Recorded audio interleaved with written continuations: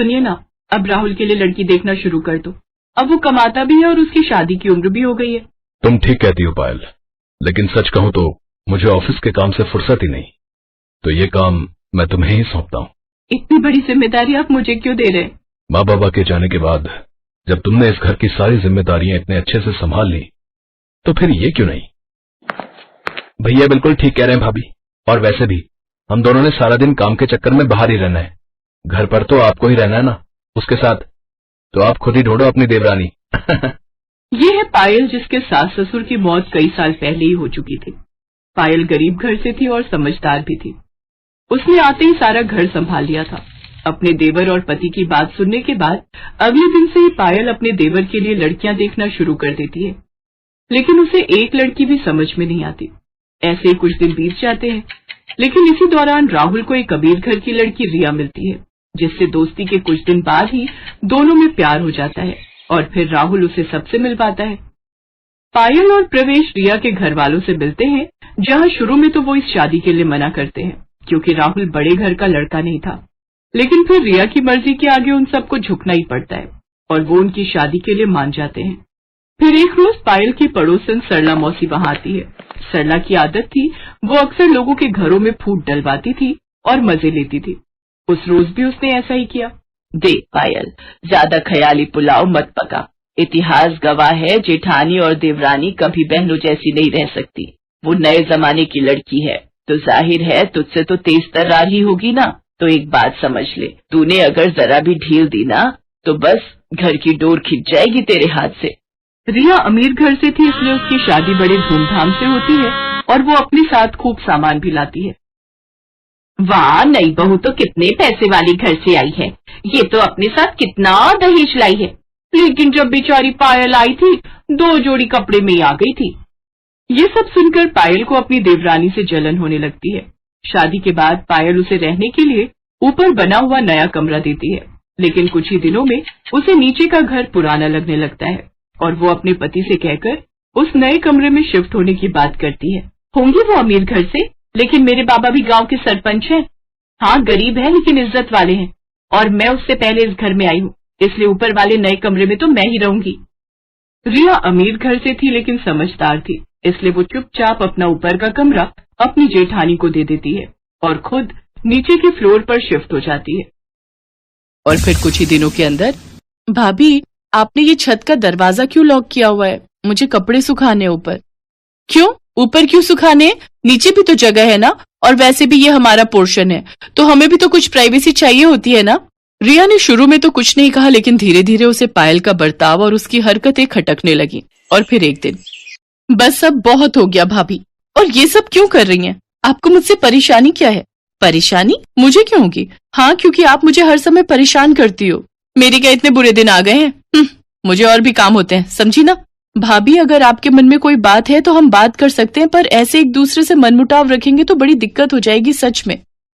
रिया की बात का पायल ने कोई जवाब नहीं दिया और वो उसे इग्नोर करके वहां से चली गई।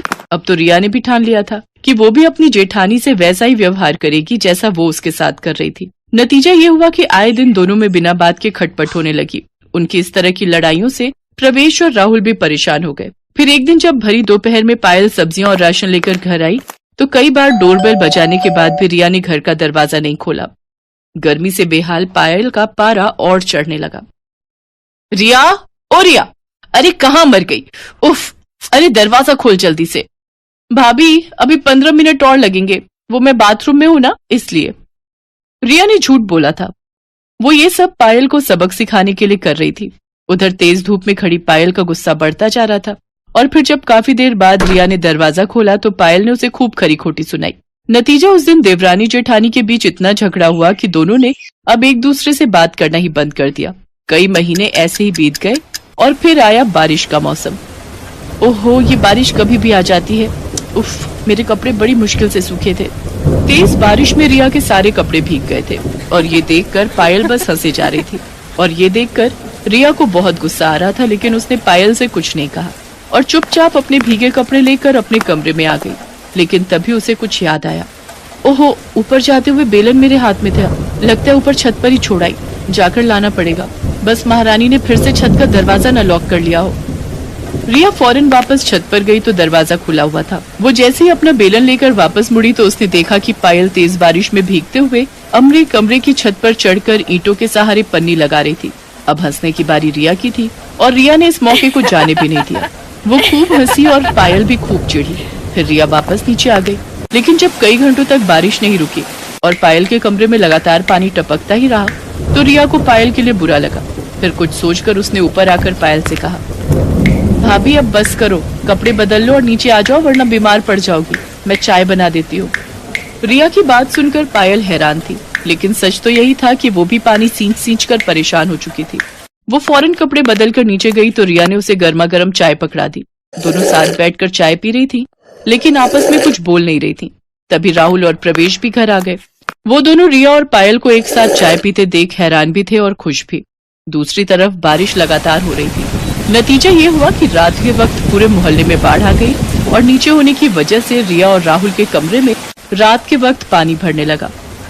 रिया, राहुल, ऊपर आ जाओ, जल्दी करो, नीचे पानी बढ़ रहा है। राहुल और रिया कुछ संकोच के साथ ऊपर चले आए। फिर पूरे 2 दिनों तक रिया और राहुल ऊपर वाले कमरे में पायल और प्रवेश के साथ ही रहे। ये पहली बार था जब रिया और पायल एक साथ रहे थे और पहली बार ही उन्हें एक दूसरे को अच्छे से जानने का मौका भी मिला था। बातों ही बातों में पता चला कि असल में सरला मौसी तो रिया को भी पायल के खिलाफ भड़का रही थी। अब जाकर पायल को अपनी गलती समझ आई।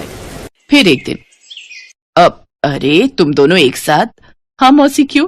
नहीं नहीं, मैं तो बस ऐसे ही पूछ रही थी। ये लो मौसी, प्रसाद खाओ। हम दोनों साथ में मंदिर गए थे। सच में माता रानी ने हमारी आंखें खोल दी। सिर्फ आंखें नहीं, माता रानी ने तो हमारे कान भी खोल दिए ना भाभी। रिया की इस बात पर दोनों जोर जोर से हंसने लगी, लेकिन सामने खड़ी सरला की सूरत बस देखने लायक थी।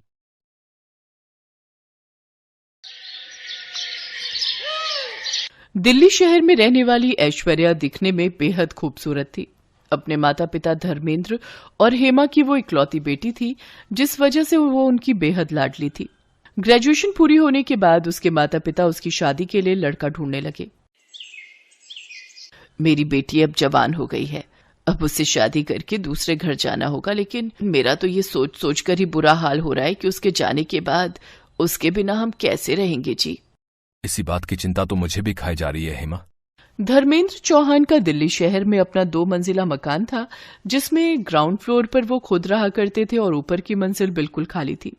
एक दिन संडे वाले दिन किसी अजनबी ने दरवाजे की घंटी बजाई। रुको माँ, मैं दरवाजा खोलती हूँ। ऐश्वर्या ने जैसे ही दरवाजा खोला तो सामने एक बहुत ही हैंडसम लड़का खड़ा हुआ था, जिसका नाम था अखिल। जी, मुझे पता चला है कि आप अपने घर का ऊपर वाला फ्लोर किराए पर देना चाहते हैं। आप यहीं रुकिए, मैं पापा को बुलाकर लाती हूँ। हाँ, क्या बात है, बताओ। अंकल, वो एक्चुअली मैं अपने पेरेंट्स के साथ 2 दिन पहले ही इस शहर में आया हूँ। मेरी यहाँ नई नई जॉब लगी है, तो मुझे आपका घर किराए पर चाहिए था। लेकिन बेटा, मुझे अपना घर किराए पर देने में कोई इंटरेस्ट नहीं है। अरे दे दीजिए ना, देखो तो बेचारा कितना मासूम लगता है।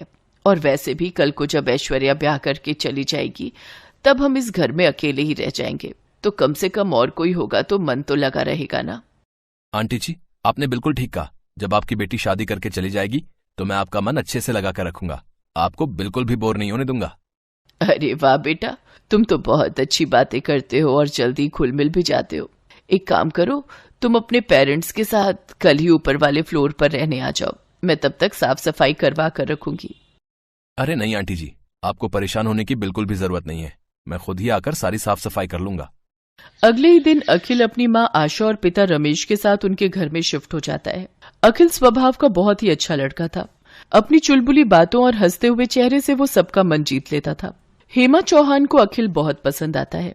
अब अखिल को उस घर में रहते हुए कुछ दिन बीत चुके थे। एक शाम हेमा अपने पति धर्मेंद्र से कहती है, अखिल कितना प्यारा लड़का है ना। हाँ, आजकल के जमाने में भला ऐसे लड़के मिलते कहाँ हैं। अपने माता पिता को खाना तक बनाकर खिलाता है।